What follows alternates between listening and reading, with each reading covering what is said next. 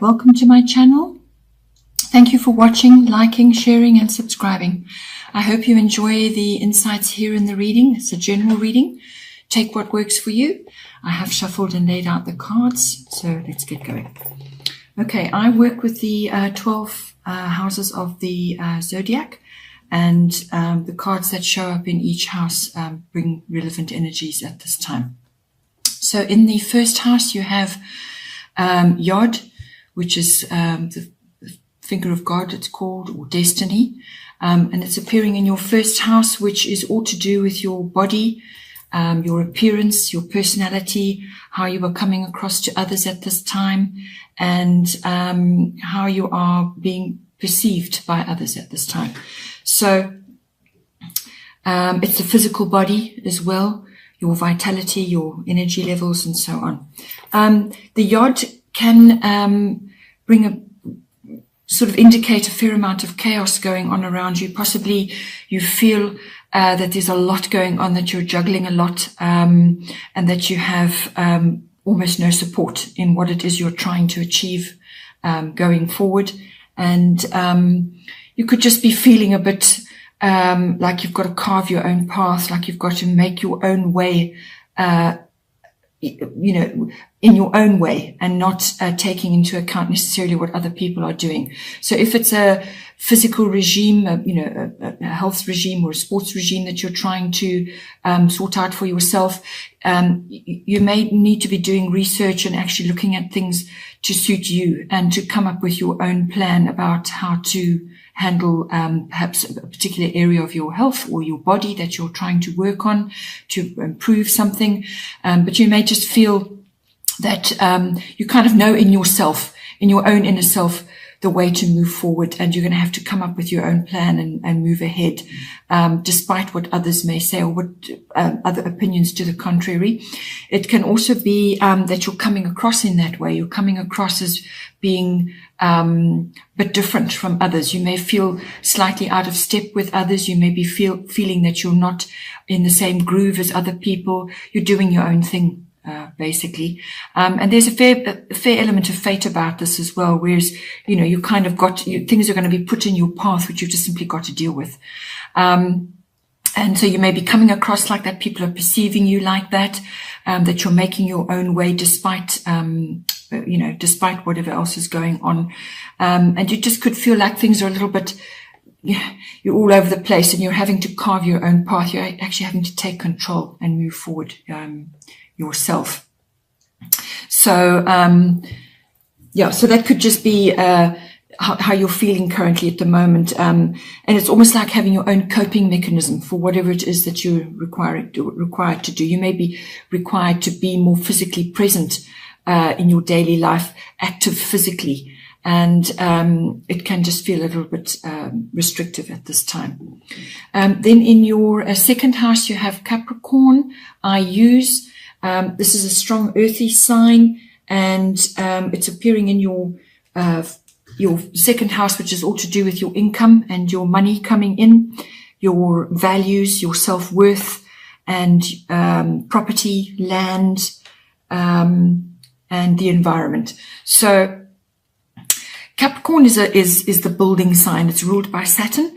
It's the sign of social progression. It's the sign of ambition. And making use of your resources and your contacts. So you may just make a really good contact when it comes to growing your money. So whether it's an investment or some kind of system where you're going to bring in a really good foundation for yourself. But it's all about that. It's all about creating a really firm foundation for yourself, something that's built to last. This is not about wishy-washy quick money making schemes. This is, and it's not about, rash purchases. This is about solid building of income and your ownership of things. It's about making good social contacts and using those social contacts. Obviously, using with integrity. Honoring the people that are going to help you and perhaps give you tips and advice, or just solid leadership. So you're going to be putting systems in place for your money that's coming in, your income. And it's also about self-worth. It's about building yourself up. And you've got to build from a solid foundation, and Capricorn is all about that. There's nothing wishy-washy about them. They set their sights on a goal and they go for it. Okay. Then we have in your third house, you have the Sun, the Spirit card. This is in your house of communication. This is all forms of communication. It can be contracts, any kind of written. So that's social media. If you're posting things on social media, it could be letters, any kind of written, verbal, body language, any kind of communication. And it's also, if communication is part of your working life, it's part of, perhaps you're in the media, or you're working in an environment where you are required to harness, good communicative abilities, then the Sun is coming in on there. It's a very positive, very fiery, aspect to have in that house. It's going to bring confidence. It's going to bring, a lot of, warmth, and so you're going to be projecting that outwards. But it's a lot of confidence and, possibly, making changes as well. But it's what you're projecting outward. It's probably going to bring in, sort of good times, sort of happiness, sunny times, a lighter outlook, a happier outlook. But it is also you putting your spirit into whatever it is that you are communicating about. So, harnessing, a really sunny, bright, positive outlook, because by doing that, you influence others. And being in the third house, which is the house of communication, you are going to influence others. So make sure that you're harnessing those abilities, those aspects for yourself.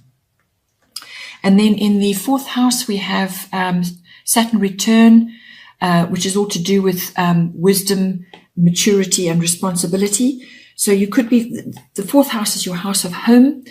It's also to do with your roots, your family, and your ethnic identity. So you could be feeling a little bit restrictive, at this time, in those areas of your life, perhaps in your home. Perhaps you are actually rebuilding something, or you've taken on something which requires construction, or you're busy building something up, whether it's symbolically or physically. Saturn return is all about building a strong foundation. So if you're trying to create something in your home and it's on a wobbly foundation, Saturn's going to smash it down and you're going to have to start all over again. Or it could just be that you're feeling restricted in your home.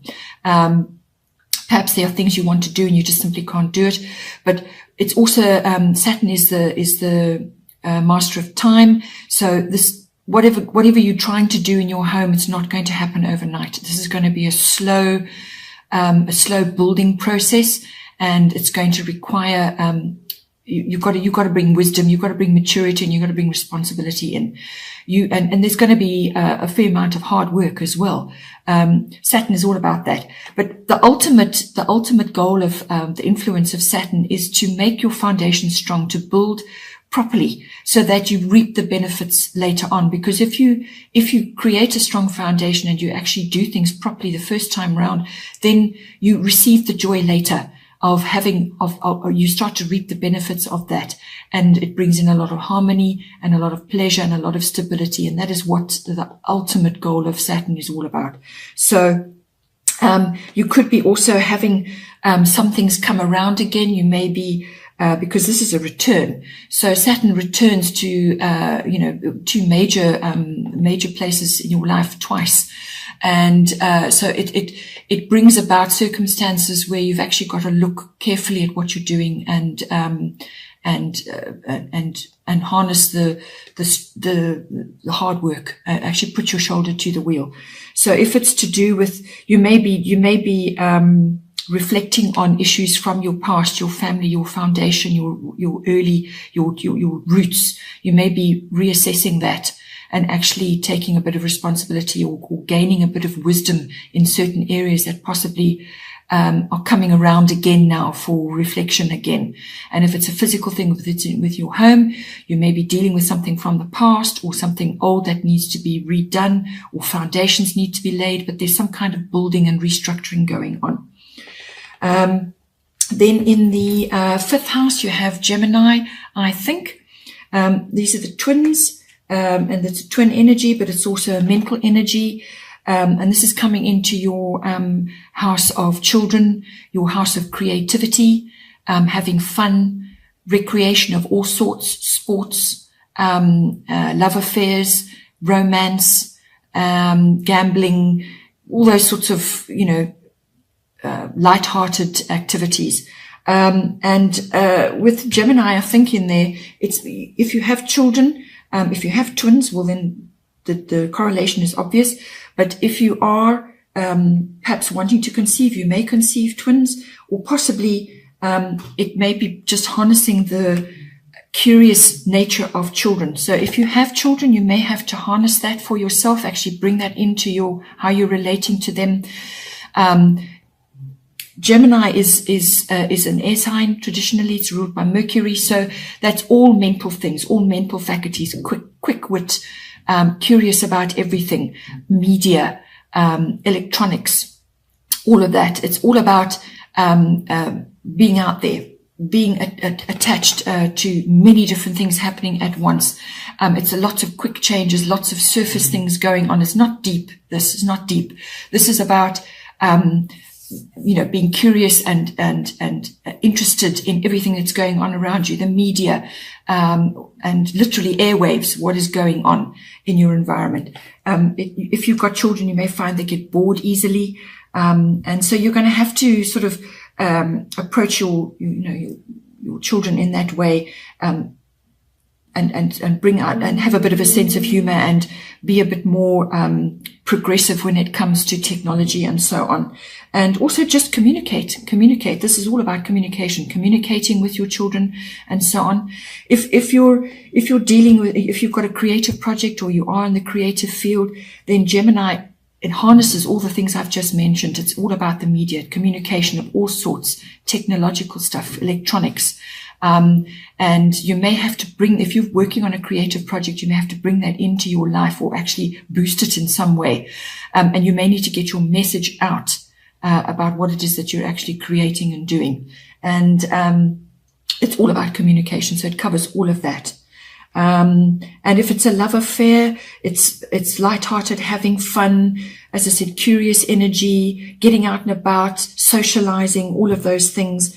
And, you may even be attracting a Gemini person into your life. So they may be exhibiting all of those characteristics. Yeah. And then in the, 6th house, we have Leo, which is I will. This is it's ruled by Leo is ruled by the sun. And so therefore very confident, outgoing, ambitious, creative sign. And this is falling in your 6th house, which is your house of work, workplace, your colleagues, and your work projects that you're busy with. It's also the house of health and diet and your pets. So you may be getting a sort of a pet which is exhibiting Leo qualities, if you want to call it that. Or it could be that you need to look at a health issue. Leo rules the heart, everything to do with the heart and the circulatory system. So there may be something coming up there for you. Or it could just be that you need to bring the Leo qualities into your daily work life. It's all about work mastery of your craft, whatever it is that you specialize in, or whatever it is you would like to specialize in. Coming in, that's Leo, which is, as I said, a sunny, confident, outgoing, ambitious sign, very creative, loves to be the center of attention, popular, and you may be asked to bring that into your work project, or you may have the spotlight on you. You may be the center of attention in whatever it is that you're doing, and handle that with grace and care. And be open and enjoy that if it's coming to you. Or it could be that you may be having Leo type people in your work environment, and so they'll be exhibiting all those qualities, and you can learn from that. And that is important for all of us to learn from our colleagues what they bring in, their energy that they bring in. So you may be having somebody coming in who is larger than life, who loves to be the center of attention and will get things done, but also they may also be overly Leo-like, which can sometimes be quite arrogant and attention-seeking. Then in the 7th house, you have Venus, I love. So beautiful sign to be a planet to be having in your 7th house, which is the house of relationships. This is the house of personal one-on-one relationships, committed relationships, partners, and that can be love or business. And this is very close partnerships or relationships that you have. And with Venus appearing in there, that's a wonderful thing to be having in there. You may be falling in love. You may be meeting somebody which is going to resonate with Venus for you. So it's going to be a very loving and very beautiful thing to be happening in your relationships. Or you could just be attracting somebody who is quite Venus-like. It's about falling in love, and it's about spreading love. So if you are dealing with, in your close relationships, if you don't have a particular partner, then make sure that you're bringing the qualities of Venus into your close relationships. Venus also rules, if it's a business situation that you're going into, Venus rules cosmetics, fashion, perfumes and oils and things like that, and anything beautiful, art. So art galleries, artworks, beautiful works of art, sculptures, things like that. Venus also is, the other side of Venus is money. Venus brings abundance in. It can bring windfalls. It can bring abundance of all kinds. So the money is the other aspect of it, but the main thing is love. And actually, once you project love and you bring that into your relationships or this particular sphere I'm talking about, then once you do that, you actually, if you're radiating the qualities of Venus, then you start to attract that back to you as well. So if you are falling in love, enjoy. Then we have in the 8th house, we have solar eclipse, which is revolution. This could be following on from, if you are entering into a lovely relationship here, the 8th house follows on from that, because if it's a really serious close relationship, which this normally indicates, then this may indicate commitment, further commitment. And the 8th house deals with shared resources between committed partners. So whether it's a business or a love partner. And solar eclipse revolution is quick change, and revolution speaks for itself. So you may be going through some revolution of your joint finances, or you may be entering into that now, and it's going to require you to have a really long, hard look at how you have been living and how you have been operating up to now, and how are you going to move forward. But it may be pressed upon you to make a quick decision and actually go forward on that. But you're going to have to relook, actually look at how things have been working and change it around. And it's a very sunny, fiery energy, so things may be very quick, things may be very sudden for you. And if it's to do with the other 8th house aspects, include sex, death, and rebirth. So it's all sexual pleasures. And if you're going into a partnership, then this can be, again, you may have to look at how you have been relating in the past, and there may be some kind of shift there for you. And it could also be the closing of one door and the opening of another, or the symbolic death of something and the rebirth of something else. So it really is a change. It's a big change. It may seem difficult at first, but you will work it out. And the 8th house also covers big finance. It covers investments, other people's money. So if you're working and you're managing other people's money, there's going to be some kind of massive shift going on there about the way you're currently doing things. You're going to change it, or you're going to be forced to change it. So you may have to look at something for a while, but then you will have to make really quite a quick decision on that. So it's big finance, taxes, investments, banking, sort of big money. It's also to do with, as I said, shared resources between partners, and it covers a great deal of development on the money front, but it's big money, like legacies, insurance, and accounting, anything like that. And it could also be going back to the relationship side, or it could even be to do with work. It can indicate some kind of ego death. So how you have been handling things before, or how you thought you should do it, is going to be changed, and you're going to have to rethink how you're going to move forward on that. And then in the 9th house, we have part of fortune, which is increase. Part of fortune is actually all about harnessing talents and abilities that perhaps you haven't really looked at closely in your life. You may have known about them, but you've not actually looked at it properly, or it could be something that suddenly opens up for you.